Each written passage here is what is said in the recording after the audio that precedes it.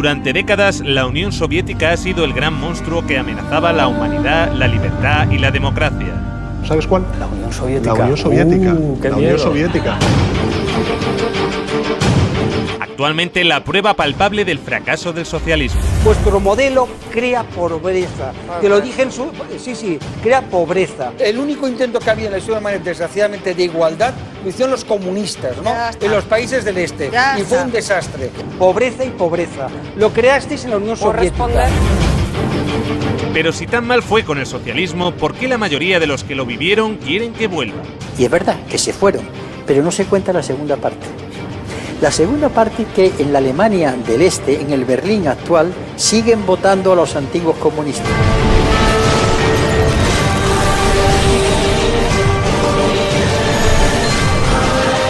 A continuación, vamos a ver lo que no nos han contado sobre la Unión Soviética.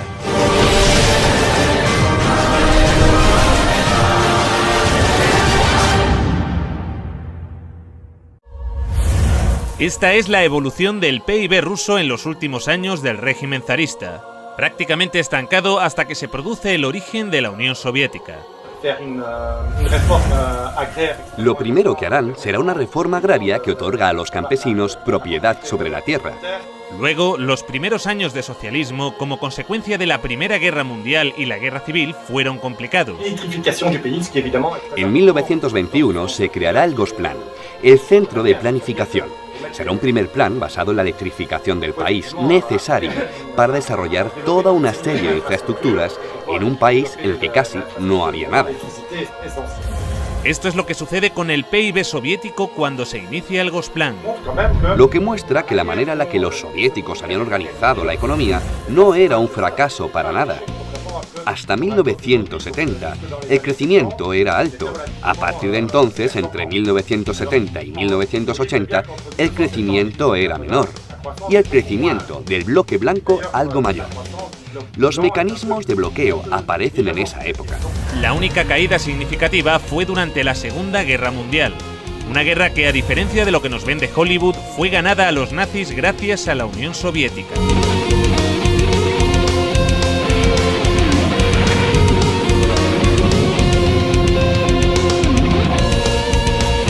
Stalingrado fue la primera gran victoria del ejército soviético. El triunfo del Volga es como un faro, el punto de inflexión de la Segunda Guerra Mundial. Solo en Stalingrado murieron más nazis que en todo el frente occidental junto. Europa y la URSS habían quedado devastadas tras la guerra. Elaboraron lo que más tarde se convertiría en el Programa de Recuperación Europea, que lograría levantar nuevamente a la Europa occidental. Europa necesitó que los Estados Unidos inyectaran cantidades ingentes de dinero para relanzar su economía. La Unión Soviética no. La URSS se desarrollaba más rápido que los países avanzados. No muchos países lograron cifras de desarrollo igual de rápidas. Algunos países de Asia del Este, tras la Segunda Guerra Mundial, lograron altos niveles de desarrollo, pero en la época era inigualable. En el año 1963, Rusia había pasado de un sistema monárquico con una economía agrícola atrasada a multiplicar por 52 su volumen industrial gracias a la economía planificada. La primera vez en la historia que un país alcanza tales cotas de desarrollo sin esclavizar o robar los recursos naturales de países subdesarrollados como hace Occidente. Y la calidad de su industria a menudo superaba la occidental. En la antigua Alemania del Este, la economía comunista más eficiente, las normas estipulaban que las neveras y las lavadoras debían funcionar durante 25 años. Compré esta nevera en Alemania del Este en 1985. Tiene por lo menos 24 años. Nunca he tenido que cambiar la bombilla. Tiene casi 25 años. En 1981, una fábrica de Berlín Este empezó a producir una bombilla de larga duración. Los responsables de la fábrica presentaron la nueva bombilla en una feria internacional, en busca de compradores occidentales. Cuando los fabricantes de Alemania del Este presentaron estas bombillas de larga vida en la Feria de Hannover de 1981, sus colegas del oeste dijeron: «Os quedaréis sin trabajo». Los ingenieros de Alemania del Este dijeron: «No, al contrario. Conservaremos nuestros trabajos si ahorramos recursos y no malgastamos tungsteno». Los occidentales rechazaron la bombilla. En 1989 cayó el muro de Berlín. La fábrica cerró y la bombilla de larga duración dejó de producirse. El socialismo logró también mejorar de manera notable la calidad de vida de los ciudadanos. La vida de los soviéticos mejora en muchas cosas: la educación, la salud, el trabajo, pero a cambio la gente paga un precio muy alto. Desde Moscú, los dirigentes del Partido Comunista gobiernan con mano de hierro los diferentes pueblos y naciones que forman la Unión Soviética. Junto a los errores y a veces horrores, los rusos comieron por primera vez con los comunistas. Tuvieron educación con los comunistas. Tuvieron sanidad con los comunistas. La esperanza de vida subió de 40 a 70 años en 4 décadas y la mortalidad infantil se redujo en casi un 90%. Entre 1920 y 1921 hay una hambruna terrible. La guerra destruye la agricultura y además la guerra se da en los territorios más fértiles. La economía planificada también logró resolver esto, tanto que el promedio de estatura aumentó, consecuencia de las mejoras en la alimentación tras la Segunda Guerra Mundial. Esta gráfica muestra los niveles de ingesta calórica per cápita en Europa y los Estados Unidos. Aquí abajo, España. Por encima de todos, la Unión Soviética. Crearon también el primer sistema sanitario universal y gratuito del mundo. Los servicios sanitarios actuales de la URSS son el resultado de 40 años de evolución, experiencias e investigaciones. Forman un sistema unificado que se extiende a todas las disciplinas sanitarias y cuyas ramificaciones alcanzan a todos los centros de población que constituyen las 15 repúblicas de la Unión, llegando hasta las más pequeñas y remotas aldeas y zonas agrícolas. En el año 1980, la URSS tenía más médicos y camas de hospital que los Estados Unidos de América. También crearon el primer sistema educativo universal y gratuito en el que se incluía la universidad. Todo el material escolar lo proporcionaba el Estado. En los años 70, la URSS tenía 5 veces más ingenieros titulados que los Estados Unidos. Y mientras los Estados Unidos pasaban la Gran Depresión con un 23% de paro, la Unión Soviética alcanzaba la plena ocupación. Sus oficinas de desempleo permanecieron cerradas hasta el año 88. Y las condiciones laborales no estaban nada mal. Con la Constitución Soviética de 1936 se estableció la jornada laboral de 7 horas, pudiendo verse reducida a 6 o incluso a 4 para las profesiones más duras. La jubilación era a los 60. Para los trabajos más duros podía llegar a adelantarse a los 50. Solo hacían falta 20 años cotizados para cobrar la pensión completa. Los sueldos se cobraban al 100% durante las bajas por enfermedad, y también tenías derecho a bajas si tus hijos se ponían enfermos. La baja por maternidad duraba 1 año. De hecho, fue el país que consiguió las mayores cotas de igualdad entre hombres y mujeres. Antes, en la RDA de su juventud, la mujer era igual que el hombre, y a veces incluso superior. 9 de 10 trabajaban, había guarderías para sus hijos y tenían tiempo de ocio. Este sistema de seguridad social serviría de inspiración a la socialdemocracia occidental, que llevaría a los Estados Unidos y a Europa a su mejor época de la historia en bienestar y derechos. Entre esos derechos están el acceso a un trabajo útil y remunerado, el derecho a unos ingresos suficientes para proveer de una adecuada alimentación, vestuario y esparcimiento, el derecho de cada familia a un hogar decente, el derecho a una cobertura médica adecuada y la posibilidad de tener buena salud y gozar de ella, el derecho a una adecuada protección ante los temores económicos vinculados con la vejez, la enfermedad, los accidentes o el desempleo. El derecho a una buena educación. Luego llegaron los liberales y empezaron a joderlo todo, pero esto es otra historia. Para el resto del mundo, el aporte científico de la Unión Soviética, incluso en economía, aunque no sea totalmente científica, es notable incluso para Europa. El virólogo soviético Viktor Sanov presentó su plan para erradicar la viruela ante la Organización Mundial de la Salud. Por primera vez en la historia, la humanidad lograba eliminar una enfermedad gracias a una campaña de vacunación en la que la Unión Soviética tuvo un papel fundamental. Fueron los primeros que lograron poner un satélite en órbita, el Sputnik. Los medios de comunicación de todo el mundo estaban embargados de emoción porque el hombre había podido llegar al espacio. El cosmonauta soviético Yuri Gagarin fue el primer hombre en viajar al espacio. Valentina Tereskova, la primera mujer. La Mir, la primera estación espacial. Incluso el primer teléfono móvil.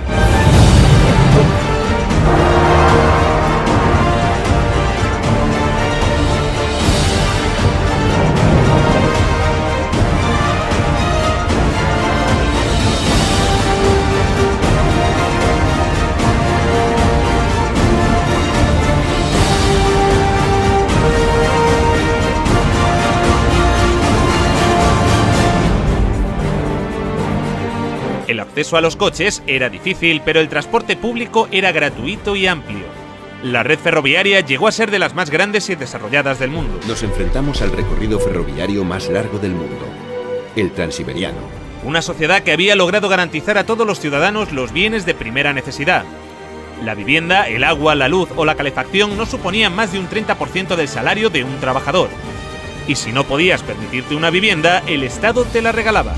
En la década de los 60 surgieron bloques de apartamentos en todas las ciudades soviéticas.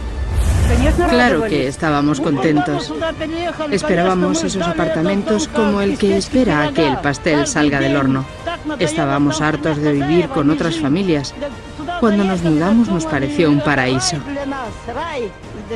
Vivimos aquí desde entonces y está muy bien. En Occidente, el socialismo causaba un enorme rechazo, entre otras cosas porque al no emitir casi deuda externa, los acreedores del FMI perdían una gran oportunidad de beneficiarse de la riqueza soviética. Sin embargo, mientras Reagan intentaba vender que el socialismo era un desastre, sus propios servicios de inteligencia le llevaban la contraria. En diciembre, un estudio de la CIA indicó que la URSS experimentó un crecimiento económico continuo y una mejoría en el nivel de vida de su población durante los últimos 30 años. Estos son 3 perros, uno americano, uno polaco y uno ruso. Están de visita, ahí el perro americano les explica cómo funcionan las cosas en este país. Y les dice, si ladráis lo suficiente, alguien vendrá y os dará algo de carne. Y el perro polaco pregunta, ¿qué es la carne? El perro ruso pregunta, ¿qué es ladrar? La habilidad de la economía soviética para mantener su viabilidad ante la ausencia de importaciones es mucho mayor que la de la mayoría y posiblemente todas de las economías de otros países industrializados, asegura la CIA en su informe. Pero la aventura socialista llegaría a su fin. A principios de los años 70, las reformas de Kosygin empezaban a descentralizar la economía. Esto produjo que la economía se empezara a ralentizar. 15 años más tarde, Gorbachev, para arreglarlo, decide empezar a liberalizar más el mercado. En 1985, Gorbachev llega al poder y lanza la perestroika. Como él mismo decía, su intención era un socialismo a la sueca. Pero en lugar de relanzar la economía, lo empeoró más. En el año 89, el PIB de la URSS caía por primera vez en décadas. En marzo de 1991 se hizo un referéndum preguntando por la continuidad de la Unión Soviética. Los ciudadanos votaron a favor de mantener la Unión con casi el 80% de los votos. Pero Boris Yeltsin y los Chicago Boys tenían otros planes. Esto sucedió a pesar de un referéndum en el que la mayoría de la población votó por la conservación de la Unión Soviética. En agosto de ese mismo año, una facción del Partido Comunista dio un golpe de Estado. Según la agencia de prensa soviética TASS, el presidente soviético Mikhail Gorbachev ha renunciado a su cargo y ha sido sustituido por Gennady Yanev. Lo que están haciendo es engañar vilmente al pueblo. Esto es un golpe anticonstitucional. El golpe fracasó, pero debilitó lo suficiente al gobierno para iniciar el desmantelamiento de la Unión Soviética encabezado por Boris Yeltsin. Estábamos defendiendo una Rusia libre, y el símbolo de esa Rusia libre era Yeltsin. Un proceso que ya parecía irreversible desde hacía 2 años cuando se produjo la emblemática caída del muro de Berlín. Algo que hoy se recuerda como un gran logro de la humanidad.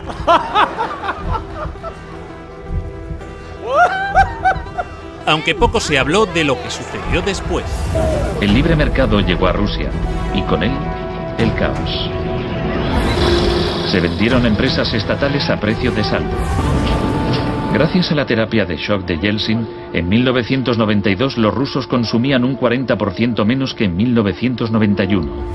Un tercio de la población había caído en la pobreza y la gente tardaba meses en cobrar su sueldo. Con las medidas liberales llevadas a cabo por Boris Yeltsin, el PIB de Rusia experimentó una caída en picado durante los 8 años siguientes. La corrupción era generalizada y el crimen organizado se disparó. Moscú se convirtió en el nuevo salvaje oeste. Eso sí, han construido unos rascacielos de puta madre en Moscú. Se pusieron a la venta más industrias estatales, y así nació una nueva clase de empresarios multimillonarios con influencia política, los oligarcas. En 1998, el 80% de las granjas rusas estaba en quiebra, y 70.000 fábricas estatales habían cerrado. Crea pobreza, pobreza y pobreza. En 8 años, el número de pobres había aumentado en 72 millones, mientras Moscú pasaba a ser la ciudad del mundo con más multimillonarios. La pobreza se disparó también en los países miembros y satélites de la URSS. La antigua RDA fue una de las regiones que salió mejor paradas, pero también experimentó algunos retrocesos, especialmente en los derechos de las mujeres. Mujeres de la RFA piden que se apliquen las leyes que protegen a las mujeres en la RDA. Una época cómoda que termina con la caída del muro en noviembre de 1989. Sí que hay un Día Internacional de la Mujer, pero ya no se celebra de la misma manera. A las mujeres ya no se las homenajea como antes. Un retroceso que en ocasiones llegó a tener consecuencias trágicas. Miles de mujeres de la ex RDA se hacen esterilizar por temor a perder el empleo. Las regiones que están más al sureste de Europa o las próximas al Cáucaso pasaron a convertirse en países cuasi tercermundistas. La desintegración de la Unión Soviética ocasionó el colapso de la seguridad social de la que gozaban antes las personas mayores. Numerosos ancianos viven hoy en la pobreza. La venta de riñones por dinero fue la única opción que la mayoría de ellos tenía para poder mantener a sus familias. Es difícil conseguir un empleo en las regiones de Moldavia. He escuchado que un riñón vale $95.000, o cerca de 100.000. Nos engañaron. Sé que no debí viajar a Turquía, pero necesitaba el dinero. Ahora ese dinero ha arruinado mi salud. Desde entonces, los latentes conflictos interétnicos que persistían en varias repúblicas de la URSS se intensificaron y desataron choques armados. Según diferentes datos, estos enfrentamientos se cobraron las vidas de decenas de miles de personas. Millones tuvieron que refugiarse. En Rumanía, ahora es habitual ver a niños viviendo en la indigencia en las calles de Bucarest. Y aunque los acreedores occidentales del FMI se beneficiaron enormemente de que en países como este se disparase la deuda externa, el grueso de la ciudadanía en Europa tampoco fue a mejor. En Europa hay 123 millones de pobres, pero los milmillonarios han continuado creciendo. Por alguna razón, desde la caída del muro de Berlín, en Europa no hemos parado de perder derechos y calidad de vida. Esa gran amenaza, que se llamaba el comunismo y que estaba allí, obligó a los conservadores de aquí a tomar una serie de medidas. Dijeron, o les damos escuela y les damos sanidad y algo más, o aquellos del otro lado nos van a comer el turrón. Cuando cayó el telón de acero, esta amenaza desapareció. Y dijeron, bueno, ya no tenemos por qué darles nada, porque no existe la amenaza. Pero como la URSS y Yugoslavia no existen ya... Mientras, los que vivieron el socialismo en primera persona a menudo lo añoran. Cuando se cambió aquello y se encontraron que tenía que pagar la calefacción, la electricidad, etcétera, etcétera. Una encuesta publicada en 2014 revela que el 60% de los rusos quieren que vuelva la Unión Soviética. Y es verdad que se fueron, porque tenían enfrente un escaparate, pero no se cuenta la segunda parte. La segunda parte que en la Alemania del Este, en el Berlín actual, siguen votando a los antiguos comunistas. En las elecciones federales de Alemania, el nuevo Partido Socialista Unificado de la antigua RDA gana en los distritos de Berlín que pertenecían a la zona soviética. De hecho, se habla sobre todo con nuestros abuelos. Ellos nos cuentan lo que vivieron. Y en general lo hacen de forma positiva. En esa época había menos gente muy rica y todos los demás eran iguales. La riqueza se distribuía de manera equitativa. Había una justicia social. No es como hoy en día, que hay familias con menos recursos cuyos hijos no tienen grandes oportunidades. En Asia Central, esta añoranza es aún mayor. ¿Qué opinas de tu actual generación? Nos hemos quedado huérfanos. Los países se separaron y nos perdimos. Quizá en 20 años hayan desaparecido. Creo que las cosas iban mejor antes, en la Unión Soviética. En el mejor de los casos, solo unos 600 aldeanos aún viven aquí. Pero cuando Kirguistán formaba parte de la Unión Soviética, la gente de todas partes de la República deseaba venir a este lugar. Todo funcionaba, las fábricas, las plantas. Las personas vivían de manera igualitaria. Al comparar, yo elegiría el estado en el que vivía cuando tenía 7 años. Con la llegada de Putin al poder, la economía empezó a recuperarse. Se redujo la pobreza y la criminalidad. Pero los niveles de bienestar jamás regresaron. La desigualdad sigue en los niveles de la época de Yeltsin. La tasa de mortalidad en Rusia aún está muy por encima de los niveles de la era soviética. Y esto es en parte debido al deterioro del sistema sanitario, que ahora es de pago. No tuve que pagar por la escuela y la universidad, pero recibíamos una buena educación. Nos curaban de forma gratuita. En julio de 2010 murió de cáncer, mi prima. No pudo encontrar 30.000 rublos para una operación. Estuvo acostada varios meses. Las dolorosas inyecciones también las tuvo que pagar. De manera que sí, todo un logro la caída del comunismo. Un logro de la hostia. En el próximo episodio... Pablo Iglesias y Eduardo Inda revelan nuevos e inquietantes datos sobre la figura de Stalin. Sin interrumpir, Pantuflo, sin interrumpir. Vamos a dejarlo de Pantuflo. Eso es una táctica estalinista. Vamos, por favor, a mantener el respeto. Adelante, Pablo, por favor, luego Eduardo. Pido perdón por utilizar una táctica estalinista. Como todo el mundo sabe, Stalin recomendó llamar Pantuflo a los interlocutores. Y cuando estéis en Stalingrado, luchando contra las tropas nazis, recordad esto. Tenéis que llamarlos a todos Pantuflo.